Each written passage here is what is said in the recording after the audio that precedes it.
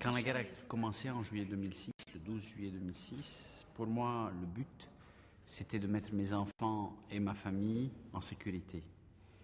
Et au moment où je l'ai fait, je me suis rendu compte que je mettais mes enfants et ma famille dans la même maison que mon père avait acheté en 1978 pour nous mettre loin des bombardements syriens. Un autre bombardement, une autre guerre. Je me suis rendu compte aussi que ce n'était pas la première fois que je vivais la guerre et que moi, personnellement, dans le fond de moi-même, j'avais énormément de mémoire de ce que c'est, de tous les ressentis de la guerre, je dirais. Et donc je me suis dit qu'il faut aller plus loin, faire quelque chose de tout ça. Pas faire un documentaire, faire un film de fiction. Parce qu'un film de fiction a une portée dans le temps beaucoup plus grande et aussi parce qu'il ne parle pas nécessairement à l'intellect, mais il parle directement à l'émotionnel. Et je me suis souvenu qu'en 89, j'avais déjà eu l'idée de mettre 2 acteurs à l'intérieur du chaos. Mais à cette époque, je n'étais pas assez bien formé, j'étais trop jeune. Et là, je me rendais compte que j'avais déjà fait 40 films de documentaires, j'avais fait un film de fiction, j'étais prêt pour ça. Mais j'avais peur, parce que nous étions littéralement sous les bombes à l'époque. Donc en fait, la guerre a commencé le 12 juillet, l'idée m'est venue le 14, j'ai appelé mes acteurs le 15. Le 20, je commençais à tourner une scène, là où elle sort du port et où elle va voir les taxis. L'idée, c'était dès le départ 2 acteurs et on allait construire au fur et à mesure en improvisant des scènes avec les événements. Donc le bateau derrière, c'est un vrai bateau turc. Ensuite, le lendemain, je suis rapatrié par les troupes françaises. Je pars en France et je cherche tout de suite à trouver des producteurs. Je rencontre Hervé Chabalier qui me donne les moyens de repartir au Liban. Il me donne un peu de cash et avec cet argent, je repars par le même bateau français pour rentrer au Liban, parce qu'à l'époque, il y avait un blocage. Là, nous tournons pendant 10 jours en improvisant des scènes. La philosophie du film, c'était pas de créer un film selon mon imaginaire, mais de faire avec ce que nous avions. Et donc, nous allions trouver des endroits et avec, nous essayons de créer des situations. Tout improvisant des scènes par rapport à un synopsis que j'avais déjà écrit. Je savais principalement les étapes principales, mais je ne connaissais pas la fin. Je croyais que la fin allait totalement être différente. Donc pendant 10 jours, on fait ce que j'appelle, ce que les journalistes appellent le hot news, c'est-à-dire la partie chaude du tournage, la partie vraie, la partie véridique. Je savais aussi que je devais repartir pour mettre tout ça à plat, voir ça, avoir un peu de distance, pour pouvoir véritablement faire un vrai film de fiction et pas un film de propagande. Donc je repars avec ce matériel que je monte.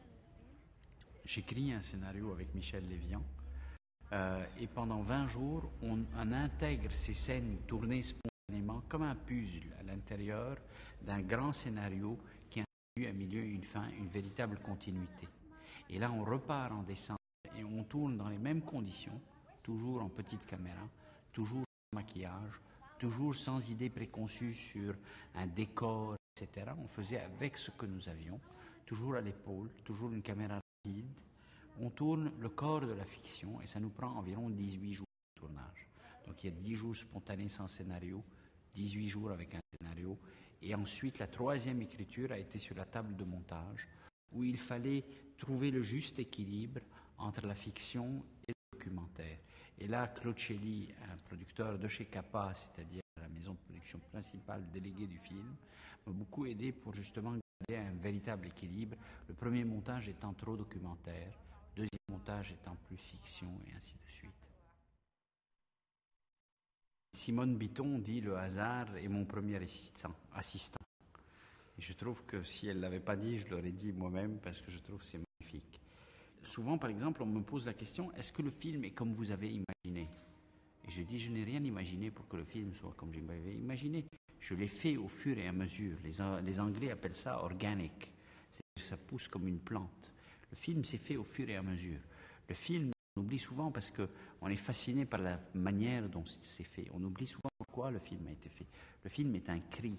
C'est un cri qui dit merde, et qui dit merde pas à la guerre parce que ça a déjà été fait, mais qui dit surtout faites attention, les guerres c'est une histoire de gens qui n'ont rien à voir, qui sont là par hasard dans vos conflits à vous de géopolitique bête et stupide.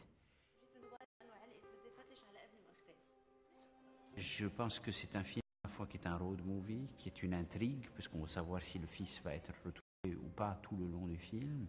C'est aussi un film de caractère, puisque les deux personnages évoluent, surtout lui, Georges, a une évolution du beauf, le bête et méchant, jusqu'au mec qui commence à être un véritable homme, qui prend des décisions.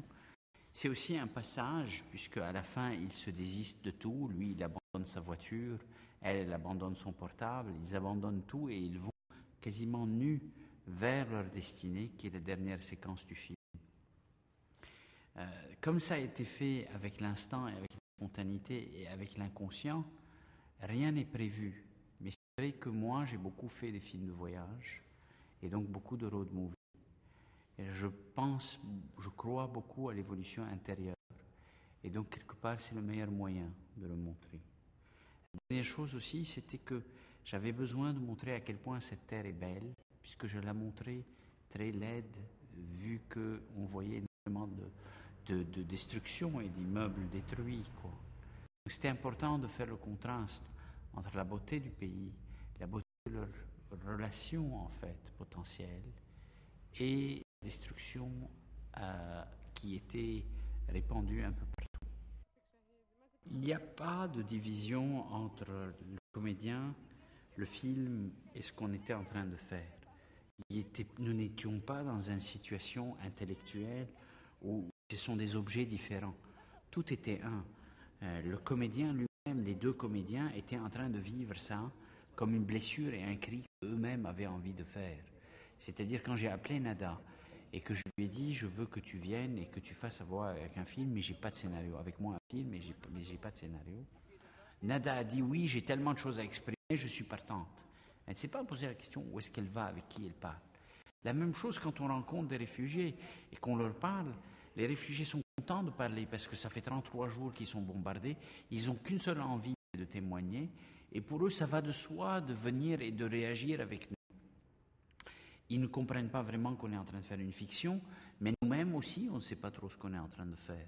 C'est-à-dire la première partie, c'est 10 jours au début, on était tous un peu confus, et je dis souvent, je n'ai pas fait ce film, j'ai vécu ce film. Et c'était plus un acte de colère qui était en train de s'exprimer, et qui a eu la chance de pouvoir s'exprimer. Ce qui est important, c'est de savoir que c'est des vraies histoires qu'il y a dedans, que ce sont des vraies personnes qui sont mortes. Ce sont des vraies victimes, qu'un tiers des gens qui sont morts au Liban sont des enfants. Et que c'est pour ça que nous avons fait un film. Et que, quelque part, si le film touche, il doit se poser la question, le spectateur qui a été touché par ça, est-ce qu'à la prochaine guerre que je vais la voir avec mon esprit ou je vais la voir avec les sentiments et les émotions que j'ai ressentis, qui sont semblables à toutes les autres guerres. Et il faut oublier ce côté où on se projette. Souvent, les films de guerre projettent une idée intellectuelle avec une certaine fascination que beaucoup de réalisateurs ont. Je n'ai aucune fascination pour la guerre. Elle n'a rien de fascinant. Elle est moche, c'est tout. Il ne faut pas oublier pourquoi on a fait le film. Pour les victimes et pour les victimes.